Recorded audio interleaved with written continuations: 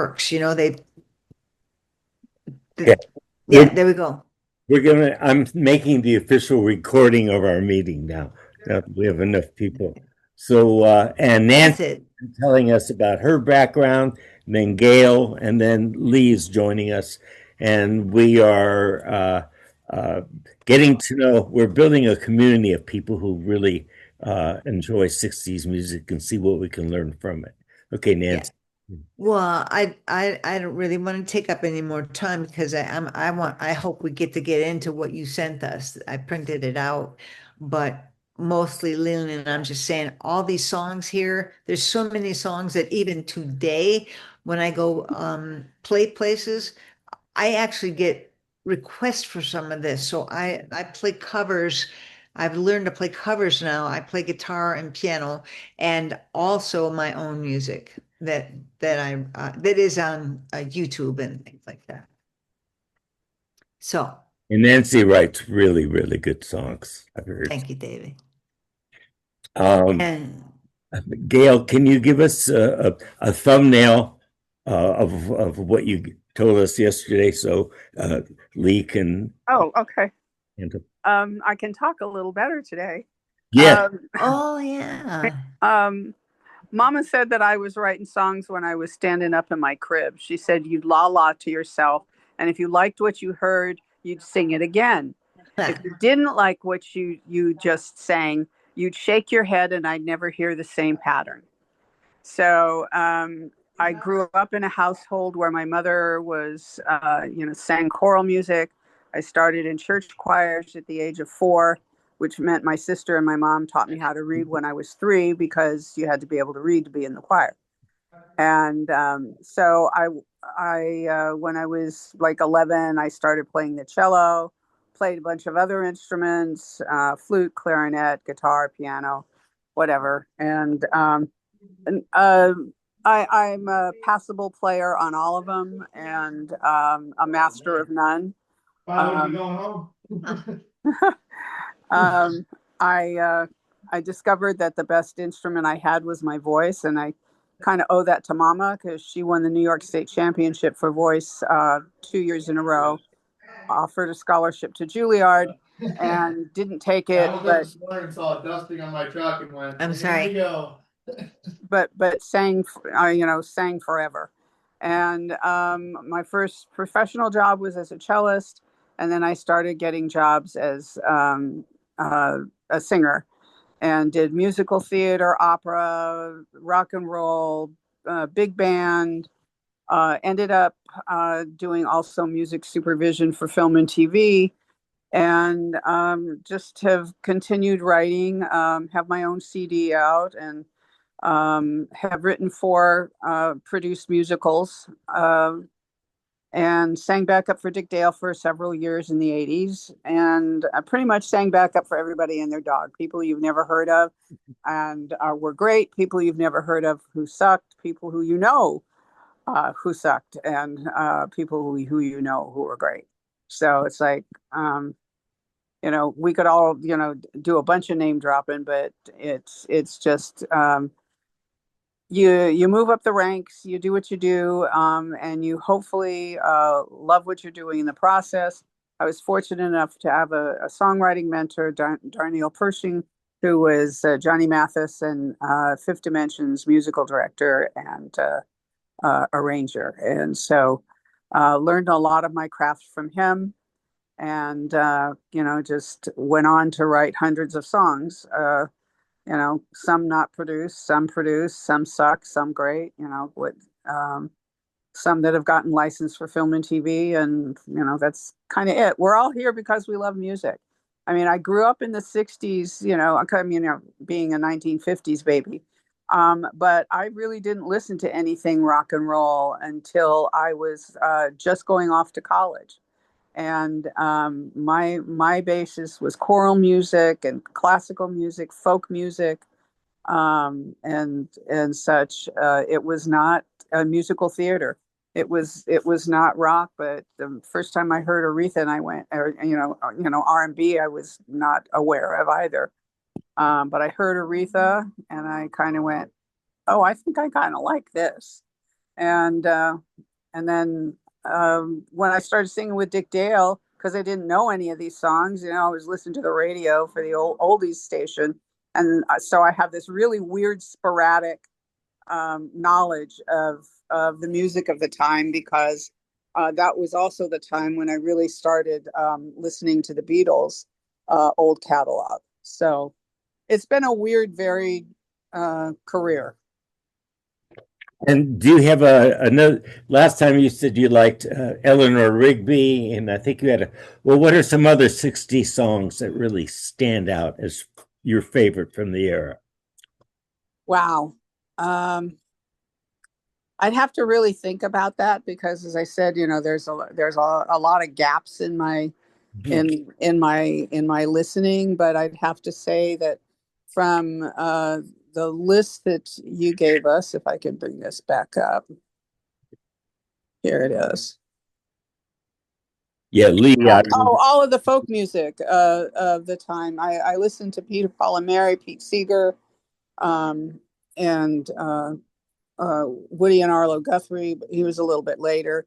Joni Mitchell, I was a major fan, sang a lot of her music in clubs. Um, uh, then when it got into the 70s, I liked a lot of the Simon and Garfunkel, Funkle. But I have to say that Sitting by the Dock of the Bay is one of my favorites of the era. Um, I really love Smokey Robinson and Otis Redding, but definitely Otis Redding, I think, is probably um, one of the ones that really struck me a lot. And and who can't love Heard It Through the Grapevine? I mean, what a great production on that. Was only hit 3 different times. Exactly. I mean, it's a beautifully structured song and that tells a story that holds your attention. And oh boy, the gardeners are here. I think I'll put myself on mute now. um, Lee, can you tell us a little about your background so they know, and also what you like about '60s music or something that stands out from the '60s for you? Oh, okay. Well, I've been studying with Kat for a long time. I started his classes so many years ago in at UCLA, called How to Write a Hit Song. And then I just ended up studying with him by myself, and he's been my songwriting mentor for a long, long time. And I love 60s music. I think that that's my main influence as a songwriter. I mean, I think the Beatles are my main influence. They're kind of the first group that I listened to when I was young, like 6 years old. I loved how they appealed to somebody who was 6 years old. Their later albums, the White Album and Sgt. Pepper's. I found magical production and songwriting that could appeal to a very small child and an adult. So I found like that was where the magic was, and it just sort of I absorbed that magic that they brought together on those later albums. And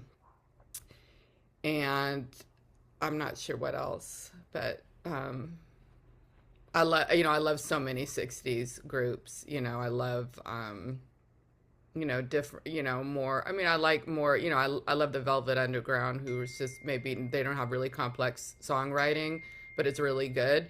And, I like, the Beatles who, do some more complex things. I love Lee Hazelwood. I like that's sort of I'm in the world of the 1960s. I always have been, even when I was in high school. My friends and I dressed like we were in the 60s. That was in the 80s. So yeah, we were in the underground 60s clubs, and I've always been a worshiper of everything from the 60s. And especially the songwriting. Yeah. Well, thanks. Yeah, we're going to be. You brought up. There's so many different acts from the '60s that still their music still talks to us today. So what is it? 60 years later. That's amazing. We something we write should last that long, you know. Anyway, yeah, at least released some CDs of her music, so she's very, very active with her music and producing and singing. So let's take a look at some stuff from the 60s now. Nancy and Gail. Last week we played the initial, what I consider the Ed Sullivan Show that changed pop music forever in the 60s when the Beatles sang I Want to Hold Your Hand. And we followed it with a more social commentary, Eleanor Rigby. And they seemed like really different songs, yet they had a similarity. Oh, just a second. Someone else wants to come in. All right.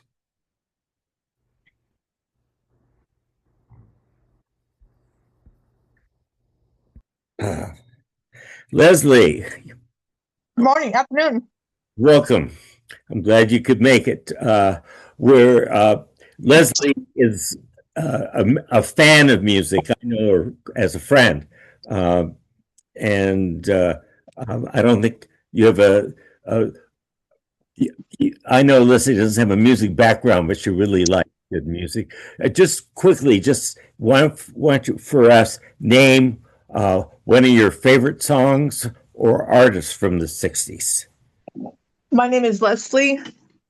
My favorite group in the 60s is probably The Doors. Absolutely. We're going to be listening to the Doors. Oh, Okay, yeah. good.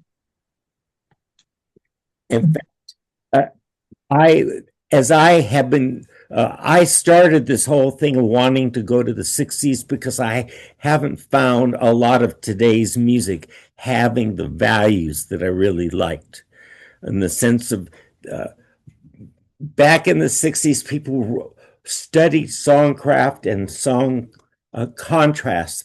They would go from one section to another and back and go to a third section. And they would sequence the song so that it kept your interest all the way to the end.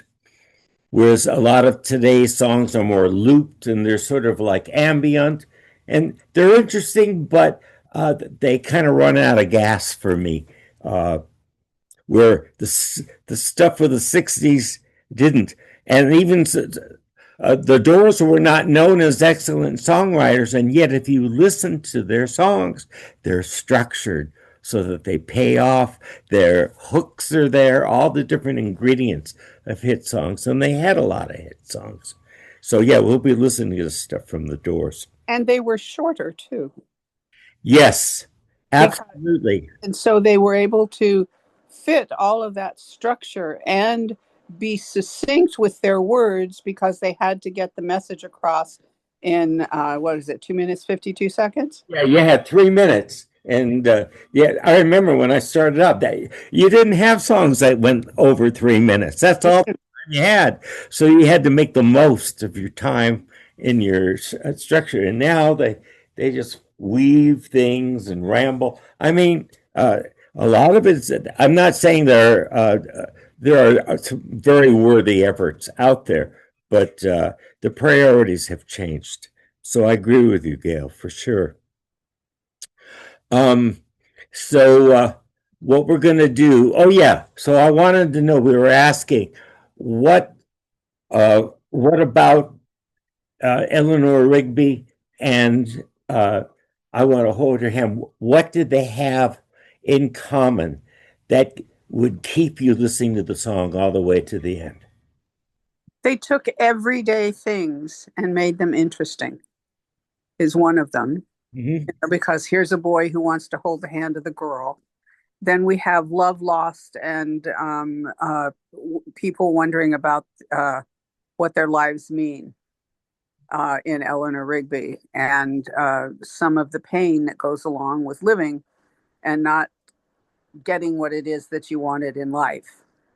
And so people can relate. They're very relatable songs. They're They're not trying to be some esoteric, this is the meaning of life. It's just here are the situations, and they make you feel for the people in the situations. They're structured well. They wrap things up, but still, in Eleanor Rigby, it makes you want more for the people who have, like Eleanor and the preacher and such. In with I Want to Hold Your Hand, there's the hope for the future. So you have two ends of the spectrum. You have, the young person going out in life, and the older people going away from it. Well, there was a universality of emotion. Exactly. I agree with that. And Nancy, what did you hear? What did you get from looking at those two songs? Unmute, please. From Eleanor Rigby, and the other one was which? Uh, Hold Your Hand. Honestly, I'm thinking that when I first heard them, I was quite young. I didn't connect the dots. And when I hear them now, I'm just a big fan of the Beatles, and I didn't really analyze what it was. I just knew that I loved it and any song that they did. And there's so many hooks to their in their music that keeps me listening. And I just think they were very talented. So I mean, I just loved everything that they did, and they did different a variety. It was a wide variety of writing, and I mean, if you listen to the Rolling Stones back then, and then all of a sudden you listen to Eleanor Rigby, it's like they're almost like what but yet they call them rock and roll, and Eleanor Rigby is not rock and roll. So, and so that was kind of interesting. They had such variety, and that's what I noted about them. Well, I agree with you. There's a lot of variety. What I find that's in common, because again, like you, I just listened to, I didn't analyze it when they came out. I just enjoyed what I was listening. Mhm. But as I've gone over it, I find that they had a great sense of song structure. And you're talking about the Rolling Stones, and we're going to look at I Can't Get No Satisfaction at a later date. Okay. Same thing. You have a title that has a universal emotion attached to it. Yes. And it's sequenced in a way there are several song sections. It's not just one thing looped over and over. And and I know because I've read some of the biographies, these people had studied songs. They wanted to know, again, when I had that class that Lee took about how to write a hit song. It's like, yes, you can have something and just sequence it over and over and over, and it runs out of gas. But if you do it on a certain level, then you go to another section at another level, and then you go to the first and the second, then you do a third section. It's like, and then you wrap it up at the end. And at the end, you've heard so much and you go, God, I want to hear it again. Whether if you have the same thing and it's kind of monotonous, the melody doesn't travel up or down, the story stays in the same place, it doesn't progress, then you don't have a reason to want to hear it again. You may like the way it sounds, and of course today with all the visuals and the videos and all that, you may like the movie that came with it. But the song, for it to live for 60 years, has to have both that universality that Gail's been talking about and the structure. So I did. One of the things that Walt Disney said, that he made a lot of changes and decisions based on whether or not a scene was going to move the story forward. There was a beautiful sequence in Snow White that never made it because it was all the animals and the dwarfs building her bed for her. And it was a gorgeous scene that they had storyboarded, but it never went into the film because Walt said, two things that have to happen. It has to the movie has to have heart. You have to feel for the main character immediately. And number two, it has to move everything forward. And I think that the same thing can apply to a song. And I have to tell you, I have a confession to make. Yeah. I was a rabid reader of your Music Connection articles for all the years that you were writing for them. I learned a lot of stuff because this was a whole new world of music for me. And reading those columns that you did and talking about songs and structure and your opinions on things, they were an invaluable tool over the years. Well, I appreciate that. I knew Michael Dolan. I was a friend of his, the guy who ran Music Connection, and he wanted me to write a column. I remember I did a Prince song, one of his first hits, and he said, "I want you to write what made that song a hit."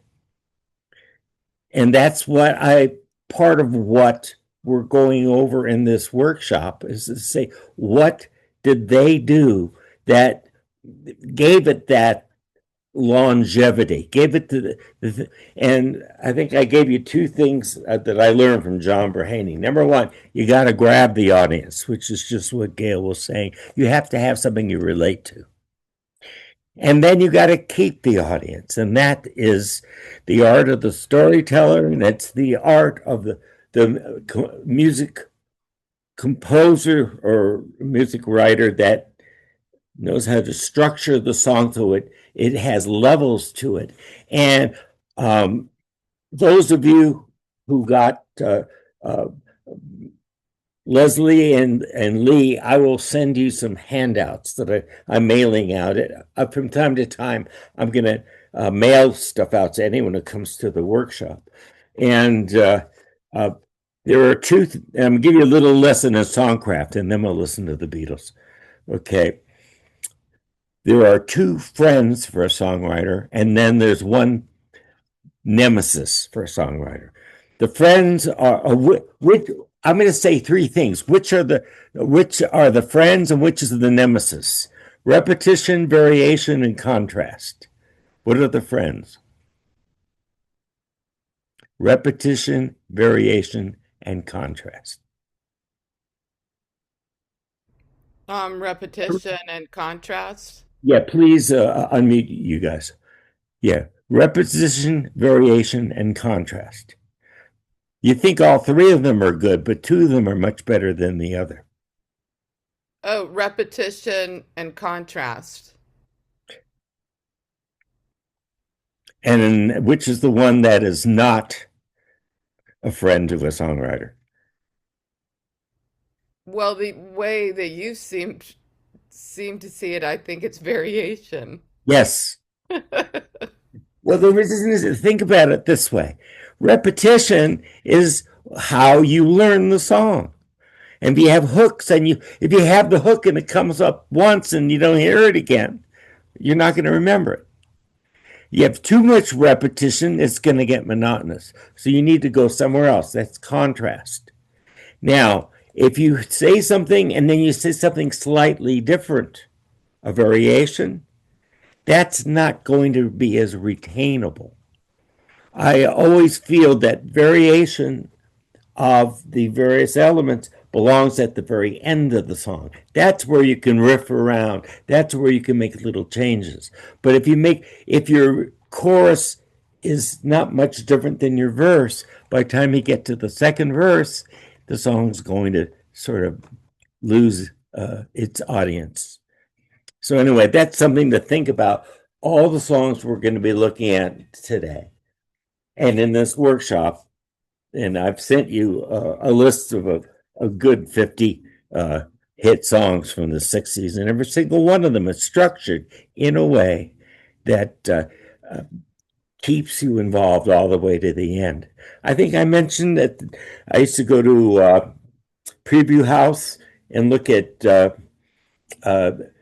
TV pilots and movies coming out, and you had a knob, and then it says, this is holding my interest. I'm very interested. Go to the right. I'm losing interest. Go to the left. And that's what they wanted. They wanted to see, does it keep my audience involved? And that's what you begin to look at when you analyze songs, when you listen to your own songs. When I give critiques to other people, when I critique my own songs, I'm saying, is my audience here, or are they beginning to think about lunch instead of the song? And Uh, also, you have to take a look at the fact that, you know, some of these classic artists, when you're looking at the Beatles, think about the reverence that a man like conductor Arthur Fiedler and the Boston Pops had for the Beatles.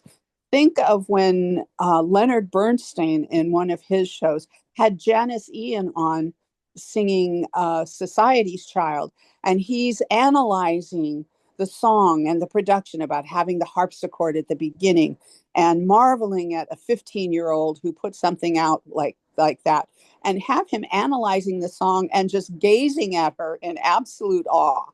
So when you have that kind of talent, and you have on both ends of it the child, really 15 years old, and the famous conductor saying your music has value, that's when you know that you've done something really right.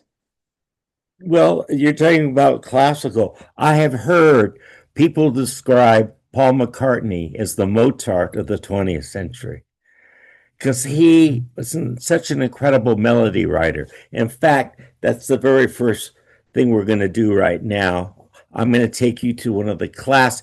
We're going to still be doing some of the early or middle Beatles songs, and we'll progress to the later ones, and then we'll go to some, and future workshops we'll go to the other 60s artists. So let me try this here. I'm going to take us to one of the uh, greatest songs of all time from the Beatles catalog. It must have been recorded by tens, if not hundreds, of artists. If it's the one you're thinking of, it is actually the most recorded song in Billboard's history, It could, and in more languages. and well, here it is. Let's see, we're on the same plane here.